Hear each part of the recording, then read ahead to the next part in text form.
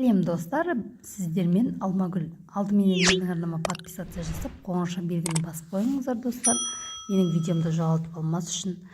Достар, бүгін сіздермен осындай дәмді кепсе, яғни тауық қанаттарынан осындай дәмді кепсе жасайтын боламыз. Бізге осындай бөлінген тауық қанаттарын осылай бөліп, барлығын алдын ала дайындап алдым.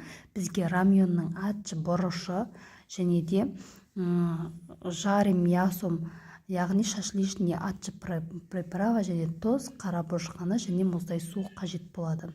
Алдымен осы приправамыз, яғни рамьонның ачы қызыл приправасын барлығын салып, оның үстінен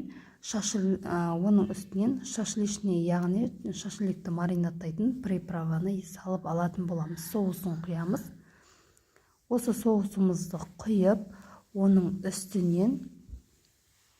үстінен тұзымызды саламыз және қара бұрышымызды салып, барлығын жақсылап араластыратын боламыз. Міне біздің тұзымыз, менде арнайы осындай ыдыстарға салып қоямын, төгіліп шашылмас үшін. Осылай банкілерге салып қоямын. Осылай тұзымызды және де қара бұрышымызды салып, барлығын жақсылап араластырып алатын боламыз.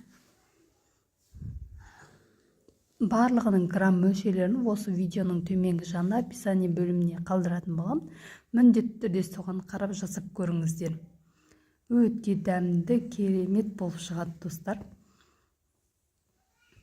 Енді барлығын қолымызбен араластырып алып,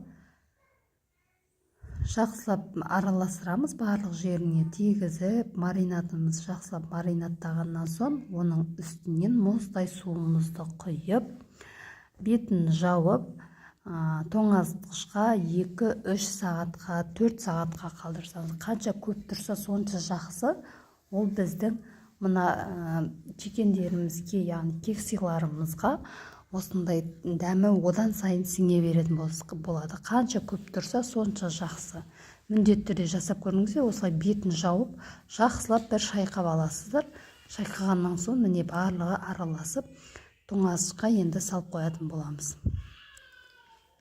Енді міне тоңазытқыштан алдым, мен 2 сағаттан кейін алдым. Үйде балаларға жасап берейін деп, түскі асқа жасап берейін деп асығыстанып істеген едім. 2 сағаттан кейін міне маринадымыздан алып, суын сырғытып аламыз бірінші.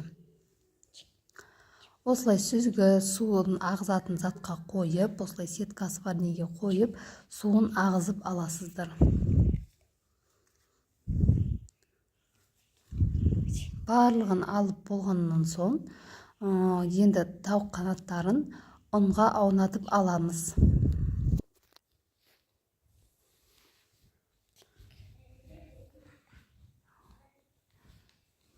Барлығын алып аламыз. Және енді осы тауық қанаттарын ұнға аунатып аламыз. Ұнға аунатқаннан соң тағы да сол суымызға салып, кейін жаймен ұнға араластыра отырып пісіре беретін боламыз. Майымызды өте қатты қызуға қоймаймыз, жартылай отқа қойып қыздыртатын боламыз. Осылай ұнға аунатып алып, барлығын ұнға аунатып дайындап алдық. Міне мен барлығын дайындап алдым. Енді осыларды суға тағы бір салып алып, оны ұнға қайта аунатып, табамызға салып пісіре береміз. Кемінде 10-15 минут уақытқа аунатып пісіреміз. Жан-жағы қызартып және күтірлік болып пісетін болады. Міндетті түрде осы рецептімен жасап көруге кеңес беремін.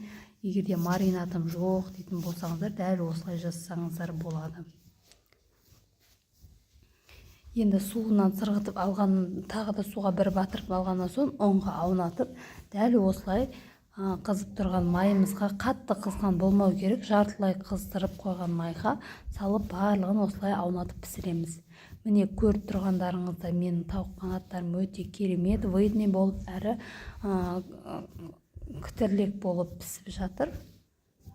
Егерде менің видеом ұнаған болса достар, маған лайк басып және комментария жазып қойды ұмытпаңыздар.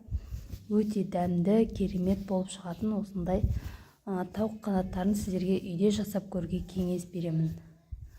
Базардан арзымаған 3 түгін сатып алып, пәлен теңгеге сатып алғанша, одан да өздеріңіз 1 килограмм 2 килограмм алып келіп соны үйде балаларыңызға свежий дайындап бергендеріңіз жақсы.